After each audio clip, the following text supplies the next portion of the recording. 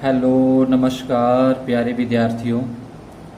आज अपने कक्षा 8 विषय गणित के अंदर अपना जो 7वां अध्याय है प्रश्नावली 7.2, जिसके अंदर अपने कुछ वस्तुओं के अंकित मूल्य पर छूट या टैक्स, जिसको अपने बिक्री कर कहते हैं, वो लगाया जाता है। तो उसके बाद अंकित मूल्य पर अगर छूट बट्टा या टैक्स लगने के बाद कितने रुपए का भुगतान किया जाता है वो अपने को यहाँ पे ज्ञात करना है। अंकित मूल्य उसे कहते हैं जो किसी वस्तु के ऊपर लिखा हुआ होता है, और क्रय मूल्य जितने में वस्तु बेची जाती है। विक्रय मूल्य उसे कहते हैं जितने रुपए के अंदर वस्तु खरीदी जाती है। बट्टा या छूट वो होती है जो अपने को छूट मिलती है उस पे, जैसे 10% का डिस्काउंट जिसको अपने कहते हैं, तो वो छूट या बट्टा होता है। और टैक्स जैसे जीएसटी वगैरह अब लग रहा है तो वो क्या होगा, टैक्स होता है। तो जब छूट या बट्टे की बात की जाएगी तो अंकित मूल्य में से उतने रुपए माइनस किए जाएंगे, लेकिन जब जीएसटी या टैक्स की बात की जाएगी तो जितने रुपए का जीएसटी या टैक्स लगता है वो अंकित मूल्य के अंदर प्लस किया जाता है। तो अपना पहला प्रश्न है यहाँ पे कि जींस का अंकित मूल्य है वो 1450 रुपए की एक जींस है। कमीज का अंकित मूल्य 850 रुपए है। इस पे बट्टा मिल रहा है, उसको 10% की छूट यहाँ पे मिल रही है। तो किसी ग्राहक को कितना भुगतान करना पड़ेगा जबकि उसने एक जींस खरीदी है और 2 कमीजें खरीदी हैं। तो पहले अपने देख लें कि एक जींस और 2 कमीजों का कुल अंकित मूल्य कितने रुपए बनता है। तो यहाँ पे अपने को लिखना है हल के अंदर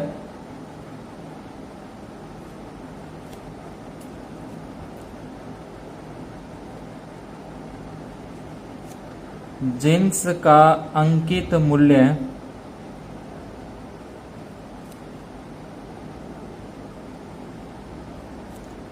बराबर में 1450 रुपए। उसके बाद आ जाएगा कमीज का अंकित मूल्य, यहाँ लिख देंगे 2 कमीजें ले रहे हैं इसलिए 2 कमीज का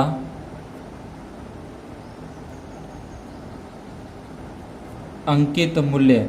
अब एक कमीज 850 रुपए की है तो 2 जो कमीजें होंगी वो 1700 रुपए के अंदर हो जाएंगी।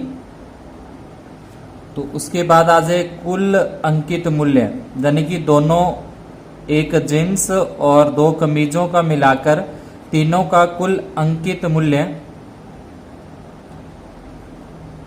1450 रुपए के अंदर जींस है और 1700 रुपए के अंदर 2 कमीजें हैं। तो इनका जो मिलाकर अपने पास कुल अंकित मूल्य आएगा 7 और 4 11, 3150 रुपए का कुल अंकित मूल्य बनता है। इसके बाद इस पे बट्टा मिल रहा है, या यूं कह लें कि छूट मिल रही है या डिस्काउंट यहाँ पे मिल रहा है,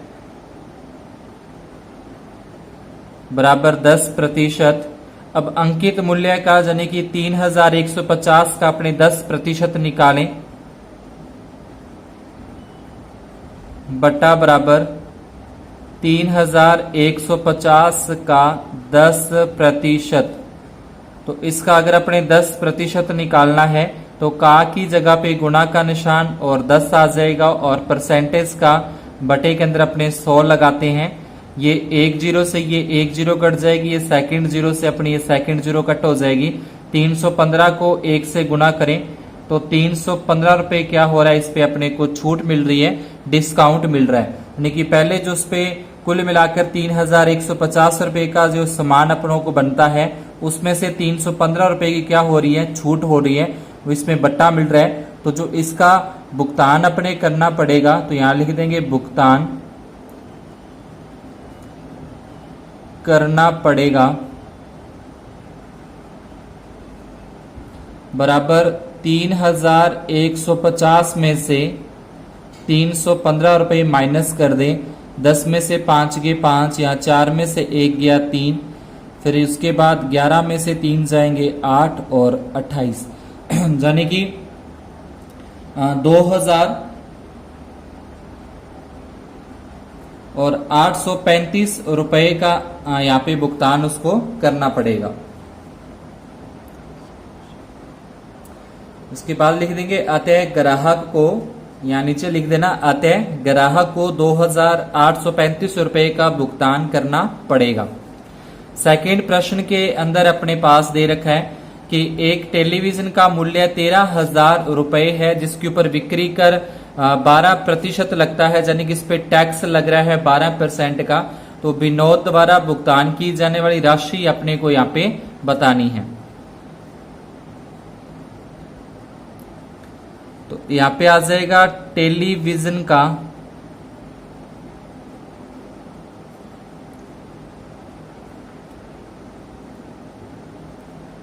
अंकित मूल्य बराबर 13,000 रुपए, और इस पे जो बिक्री कर है या यूं कह लें कि इस पे जो टैक्स लग रहा है वो 12% अपने को दे रखा है। बिक्री दर बराबर 12%,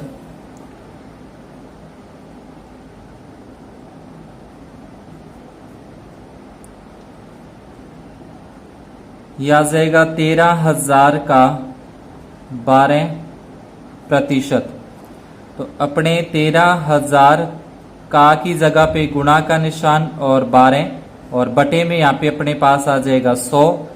ये एक जीरो से एक जीरो कट जाएगी, सेकंड जीरो से सेकंड जीरो कट हो जाएगी। 130 का 12 के साथ गुणा करें, 130 गुणा में 12, तो ये जीरो की जीरो आ जाएगी। उसके बाद 12 का 13 के साथ गुणा करना है, तो 12 तिये होते हैं 36 और 12 और 3 हो जाएंगे 15, यानी कि 1,560 रुपए का इसमें क्या हो जाएगा, इसको टैक्स लगेगा। यहाँ पे बिक्री कर है, बिक्री कर का मतलब टैक्स लगेगा। तो जब छूट या बट्टा मिलती है तो उसमें से माइनस किया जाएगा, लेकिन जब बिक्री कर या टैक्स या जीएसटी लगता है तो जो उसका मूल्य होगा उसके अंदर इतने रुपए और यहाँ पे प्लस हो जाएंगे। तो यहाँ पे लिख देंगे विनोद द्वारा भुगतान की जाने वाली राशि, विनोद द्वारा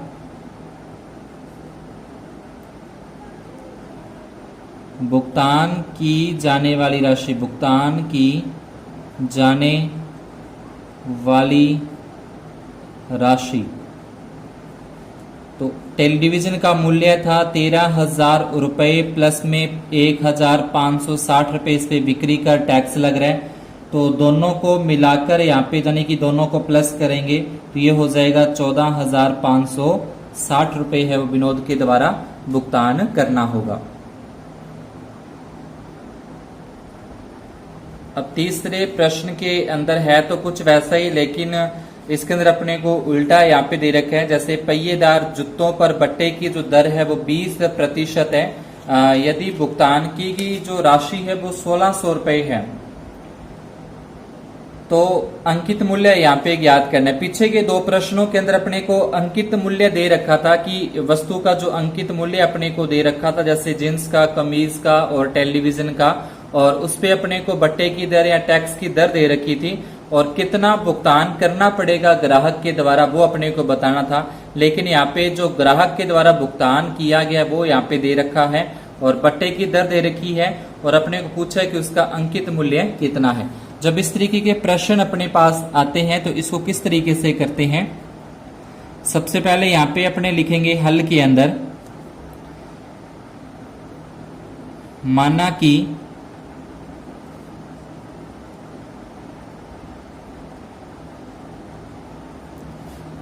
पहिएदार जूतों का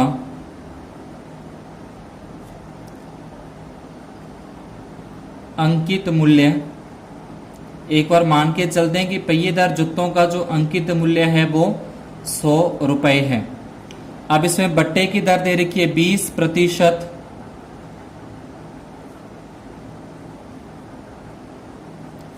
बट्टे की दर बराबर 20% है। इसको अपने रुपए लिख सकते हैं, 100 पे 20 रुपए हो जाते हैं। तो बट्टे की दर 20 रुपए है, दर बट्टे का मतलब इसको छूट मिल रही है 20 रुपए की। तो जो 100 रुपए की वस्तु है अगर उस पे 20 रुपए की छूट मिल रही है तो उसके जो भुगतान किया गया वो 80 रुपए है। यहां लिख देंगे भुगतान की गई राशि।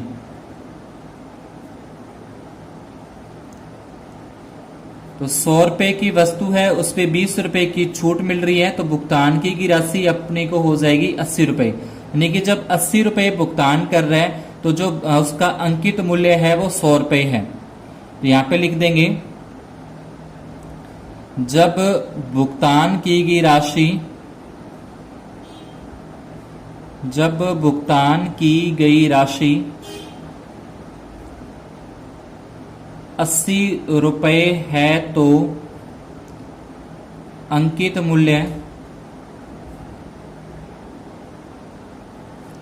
बराबर 100 रुपए। उसके बाद दूसरी लाइन के अंदर लिखना होता है जब भुगतान की गई राशि, जब भुगतान की गई राशि 1600 रुपए है, क्योंकि ग्राहक के द्वारा 1600 रुपए का भुगतान किया जा रहा है। 1600 रुपए है तो अंकित मूल्य बराबर पहले अंकित मूल्य 100 बटे में 80 आ जाएगा और गुणा में 1600। ये 10 से ये 10 कट जाएगी। अब 160 के अंदर अगर अपने 8 का भाग दिया जाए तो 160 में 8 का भाग देंगे तो अपने पास आ जाएगा 20। 20 को 100 के साथ गुणा करेंगे तो ये कितना आ जाएगा 2000 रुपए। मतलब जो पहिएदार जूतों का अंकित मूल्य है आता है, पहिएदार जूतों का अंकित मूल्य बराबर में 2000 रुपए है। तो इस तरीके से अपने को ये 100 मानकर और जो पहिएदार जूतों का अंकित मूल्य है वो अपने को ज्ञात कर देना है। इसी प्रकार से अपना चौथा प्रश्न है, इसके अंदर एक हेयर ड्रायर है वो 8% बेट सहित 5400 रुपए में खरीदा। तो बेट जोड़ने से पहले उसका मूल्य ज्ञात करना है। यानी कि 8% टैक्स लग गया, उसको हेयर ड्रायर खरीदने पर 8% का टैक्स लगता है और टैक्स साथ में जोड़ने के बाद यानी कि साथ में टैक्स लगने के बाद उसने उसको 5400 रुपए उसका भुगतान कर दिया, उसको खरीदा। तो अपने को बताना है कि टैक्स लगने से पहले उसका अंकित मूल्य कितना था। तो यहाँ पे टैक्स लग रहा है इसलिए क्या हो, जो टैक्स लगता है वो प्लस होता है, जुड़ता है। जैसे पिछले प्रश्न के अंदर अपने 100 मानकर बट्टे को माइनस किया था, करना उसी तरीके से है, बट जहां पे अपने माइनस किया था वहां पे ये 8% अपने को प्लस करना है। तो इसके अंदर अपने लिखेंगे हल के अंदर सबसे पहले कि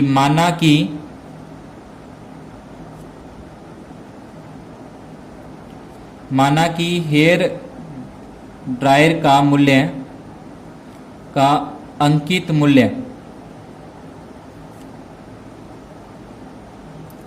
बराबर 100 रुपए।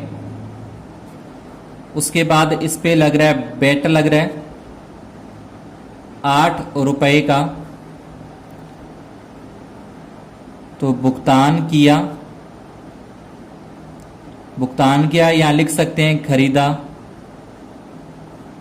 100 रुपए की वो वस्तु थी, 8% उस पे बेट लग गया तो ये जो वस्तु उसको 108 रुपए के अंदर खरीदी है। अब जब 108 रुपए के अंदर खरीदा है तो उसका जो मूल्य है 100 रुपए है और जब 5400 रुपए में खरीदा है तो उसका मूल्य कितना है वो अपने ज्ञात हो जाएगा। जब 108 रुपए में खरीदा तो अंकित मूल्य है 100 रुपए। जब 5400 रुपए में खरीदा तो अंकित मूल्य यह आ जाएगा 100 के बटे में 108 और गुणा में 5400। अब 5400 का अगर अपने 100 के साथ गुणा कर दें तो 2 जीरो में और आ जाएंगी और बटे के अंदर आ जाएगा 108। अब इसमें अपने को भाग देना है 108 का। अगर अपने 108 का इसमें भाग देते हैं तो ये 5 पे चला जाएगा, मतलब इसको 5 से गुना करें। 108 को अगर अपने 5 से गुना करें तो 8 पंजा 40 और 5 एकम 5, यानी कि 5 तक पूरा पूरा चला जाएगा और आगे 3 जीरो की 3 जीरो अपने पास साथ में आ जाएगी। अतः बेट जोड़ने से पहले यहां लिख देंगे अतः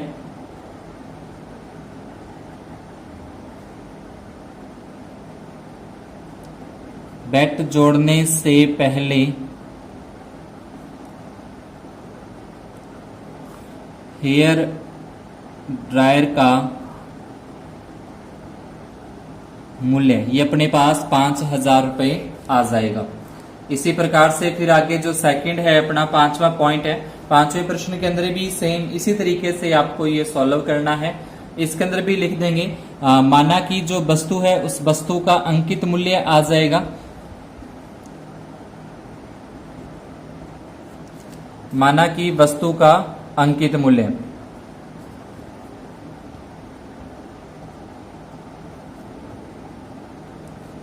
माना कि वस्तु का अंकित मूल्य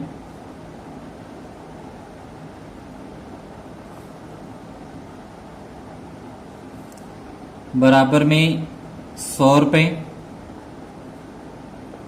उसके बाद इस पे जीएसटी लग रहा है 18 रुपए का।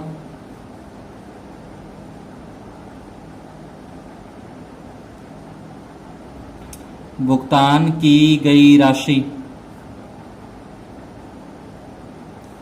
तो 100 रुपए की वस्तु थी, उस पे 18 रुपए का जीएसटी लग गया, तो ये वस्तु उसको हो जाएगी 118 रुपए के अंदर। तो जब भुगतान की गई राशि 118 रुपए है तो उसका मूल्य पहले अंकित मूल्य 100 रुपए था, और जब भुगतान की गई राशि 1239 रुपए है तो वो अपने को ज्ञात करनी है। तो यहां लिख देंगे जब भुगतान की गई राशि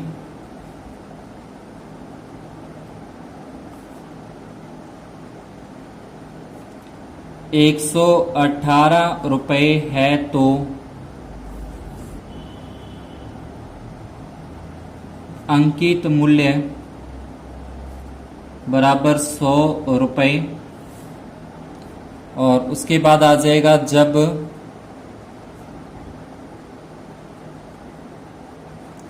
भुगतान की गई राशि 1,239 रुपए है तो अंकित मूल्य, इसका अंकित मूल्य आ जाएगा 100 बटे में 118 और गुणा में 1,239। इसको अपने 100 से अगर गुणा करते हैं यहाँ पे तो 100 से गुणा करने पर 2 जीरो में और आ जाएंगी, बटे के अंदर अपने पास आ जाएगा 118। अब इसके अंदर अपने को 118 का भाग देंगे तो 118 का भाग देने पर अपने पास आ जाएगा इसका 1,050 रुपए। यानी कि जीएसटी जुड़ने से पहले वो वस्तु कितने रुपए की है, 1,050 की है। 18% जीएसटी जुड़ने के बाद वो वस्तु 1,239 रुपए की हो जाती है। तो यानी नीचे लिख देंगे जीएसटी जुड़ने से पहले वस्तु का मूल्य, जीएसटी जोड़ने से पहले